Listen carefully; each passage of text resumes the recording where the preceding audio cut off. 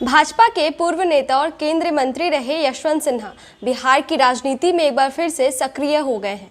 आज उन्होंने press conference की और बिहार विधानसभा चुनाव से पहले प्रदेश में तीसरे मोर्चे का ऐलान किया है। इसके लिए उन्होंने बदलो बिहार बेहतर बिहार बनाओ नाम के कैंपेन की भी शुरुआत की है।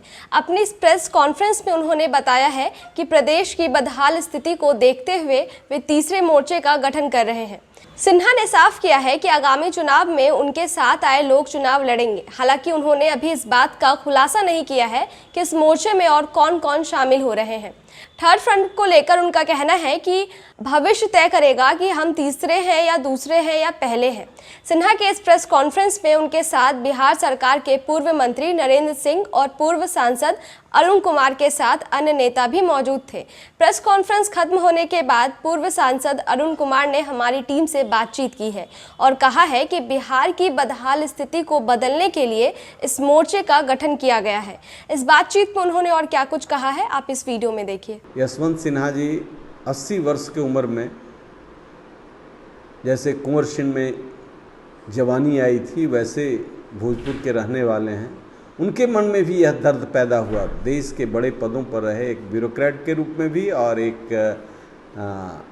सामाजिक कार्यकर्ता के रूप में भी बड़े पदों पर रहे। उनके मन में भी ये पीड़ा हुई कि आखिर राजनीति और सामाजिक जीवन जीने का मतलब क्या है जब बिहार इतना अपमान का दंश झेल रहा हो।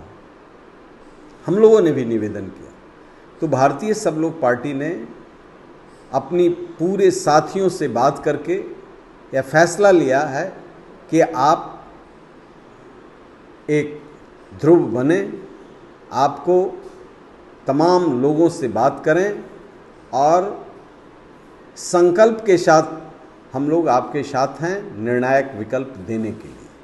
हम एक बेहतर विकल्प देंगे, एक ऐसा विकल्प देंगे जो बिहार में 5 वर्षों में टोटल ट्रांसफॉर्मेशन ला सके। स्वास्थ्य के क्षेत्र में, शिक्षा के क्षेत्र में, कानून व्यवस्था के क्षेत्र में, खेत खलिहानों के लिए समृद्धि लाने के क्षेत्र में, गांव को स्मार्ट बनाने में।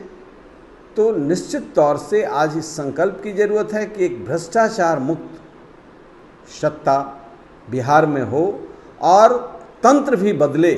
आज सारे इंस्टीट्यूशन मार दिए गए, चाहे सिपाही की बहाली हो, चाहे दारोगा की बहाली हो। आज नौजवान जिनके पास पैसा नहीं है घूस देने के लिए व्यथित हैं, पीड़ित हैं।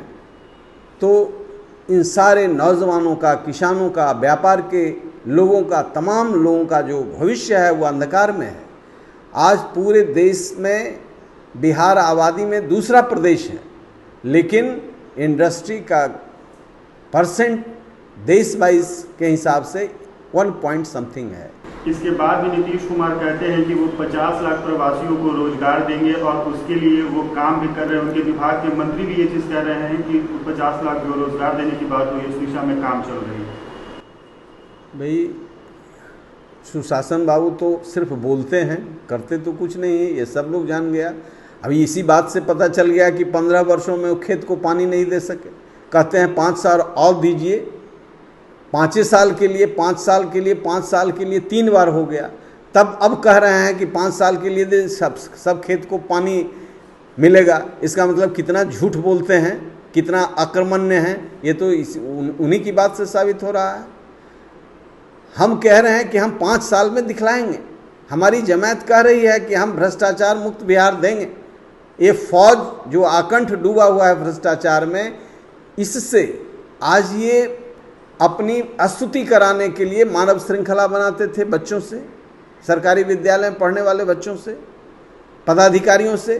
प्रकृति ने ऐसा कहर बरपाया कि दिल्ली से पटना, मुंबई से पटना, लखनऊ से पटना, चेन्नई से पटना 2-2 हज़ार, 2,500 किलोमीटर का मानव श्रृंखला स्वतः बन गया। मौत को स्वीकार करते हुए, पीड़ा को, लाठी को, मार को, सारा ऐसा लग रहा है जैसे गिरमिटिया मजदूर को यहाँ से कहीं ले जाया जा रहा है। इन प्रदेशों से अपने ही लोगों को प्रवासी कहा जा रहा है। ऐसी अराजक स्थिति, और उस अराजकता में ये कह रहे हैं कि हम 50 लाख लोगों को, अरे आप ही के कुव्यवस्था के कारण तो ये 50 लोग बाहर गए थे, जाते का। कोई इंजीनियर गए हैं, कोई साइंटिस्ट गए हैं। ये वो लोग हैं जो श्रम बेच करके अपना रोटी कमाते हैं, उनको उस अधिकार से भी यहाँ वंचित किया गया, तब गए हैं। ये इन्हीं के कुकर्मों का फल है।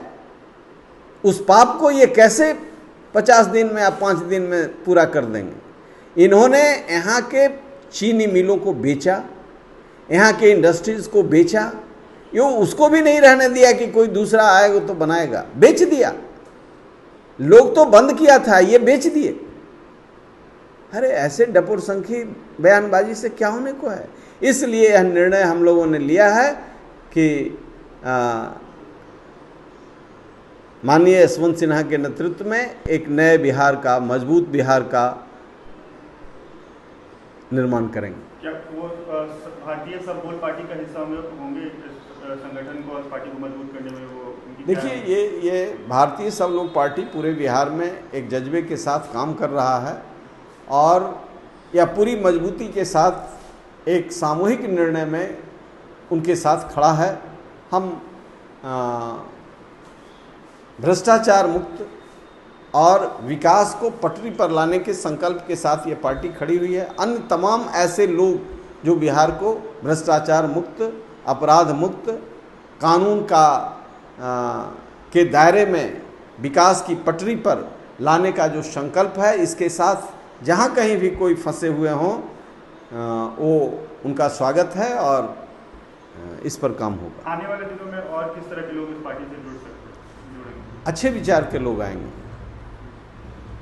अच्छे विचार के लोग आएंगे। इसमें गलत विचार के लोग चल नहीं सकते हैं। जो कुछ गलत विचार लेकर के मन में भी आएंगे तो उनको परिस्थिति बस अच्छे विचार को स्वीकार करना पड़ेगा। बिहार चुनाव में कितने सीटों पर पार्टी चुनाव लड़ने की तैयारी कर रही है? 243 सीट पर लड़ेगी, तब ना विकल्प देंगे। इस वीडियो पर आपकी क्या राय है, हमें कमेंट करके ज़रूर बताएं। इसके साथ ही हमारे YouTube चैनल को सब्सक्राइब कर लें और अगर आप ये वीडियो हमारे Facebook पेज पर देख रहे हैं तो हमारे Facebook पेज को लाइक करें और फॉलो करें। शुक्रिया।